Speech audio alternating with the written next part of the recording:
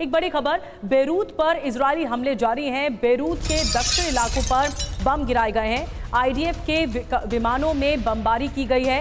इलाका खाली करने की चेतावनी के बाद हमला हुआ है।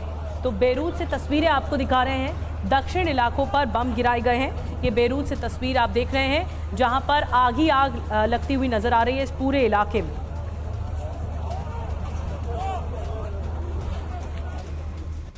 और एक और खबर, आईडीएफ के हवाई हमले के बाद तारे में बर्बादी, बमबारी के बाद हर तरफ दिखा मलबा। हमले में कई लोगों के मारे जाने की खबर सामने आ रही है। هلا هلا بصوت يا الله من ضربي شفت في حدا ولا لا؟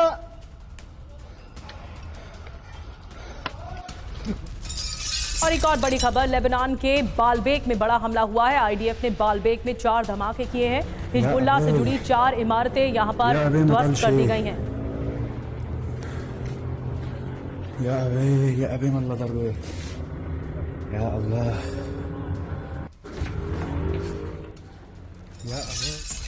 और हाइफा से गलीली तक हिजबुल्लाह का बारूदी प्रहार, 2 घंटे में दागे 40 से ज्यादा रॉकेट। पिछले 24 घंटे में 120 रॉकेट हमले हुए। इजरायली सैन्य बेस पर हिजबुल्लाह का अटैक।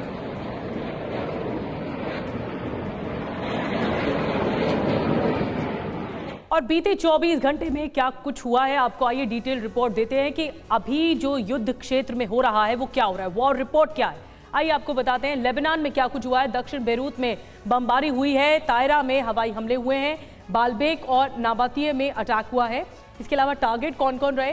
हिजबुल्लाह के हथियार डिपो टारगेट रहे, मिसाइल लॉन्चर साइट्स यहां पर टारगेट पर रही और अंडरग्राउंड बेस भी यहां पर टारगेट पर रहे। इजराइल की बात करते हैं। हाइफा में मिसाइल अटैक हुआ, सफेद गलीली में रॉकेट से हमला किया गया और हमले में टारगेट क्या रहा? तो 2 घंटे में 40 रॉकेट से प्रहार किया गया और 24 घंटे में 120 रॉकेट दागे गए, यानी कि जबरदस्त रॉकेट से हमले किए गए। कुछ जरूरी बातें क्या हैं? इजराइल के नेवल और एयर बेस को इसमें निशाना बनाया गया। हिजबुल्लाह के 30 रॉकेट हमले में नाकाम रहे।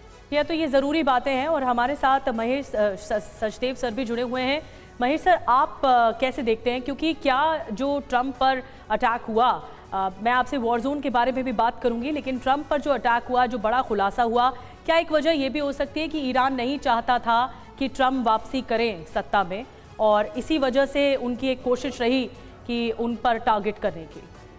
जी, दोनों बातें सही हैं और ईरान को ट्रंप की शख्सियत से ख़ुद बड़ी नफ़रत है, क्योंकि वो एक बिग सैटन जो अमेरिका को माना जाता है उसको रिप्रेजेंट करते हैं। उसके जो ईरान के हिसाब से उसके सबसे ख़राब जो तत्व हैं उनको रिप्रेजेंट करते हैं, क्रिश्चियन राइट को और जूइश ग्रुप्स को इनका प्रश्रय प्राप्त है। और जैसा कि पहले बताया जा चुका है कि कासिम सुलेमानी की हत्या की जिम्मेवारी उन्होंने इस निर्णय की खुद ली है।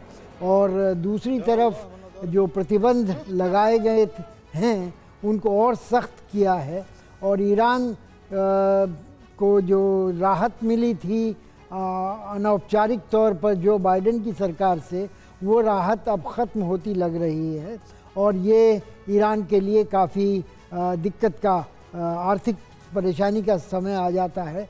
दूसरी तरफ ट्रंप के संबंध सऊदी अरब और बाकी खलीज के देशों से काफ़ी अच्छे हैं।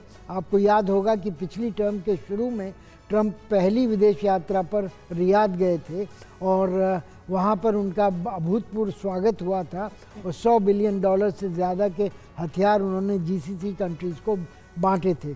उसके सत्ता से निकलने के बाद भी उनके परिवार ने और ट्रंप इनकॉर्पोरेटेड ने गल्फ़ में अपनी एक्टिविटीज़ जारी रखी हैं। तो गल्फ़ के बारे में, जीसीसी के बारे में उनका काफ़ी झुकाव है और ये और इजराइल के प्रति उनके झुकाव को मिला करके ईरान के लिए एक घेराबंदी जैसी हालत पैदा कर। बिल्कुल बिल्कुल, सुमित के पास चलूंगा मैं। सुमित, एक चीज़ हम समझना चाहेंगे। देखिए, अब तो रिजल्ट आ चुका है और ट्रंप जो है वो भी अब राष्ट्रपति बनने वाले हैं और इसके बाद ईरान को लेकर सबसे पहला और बड़ा ऐलान क्या होगा, उस पर दुनिया की नजरें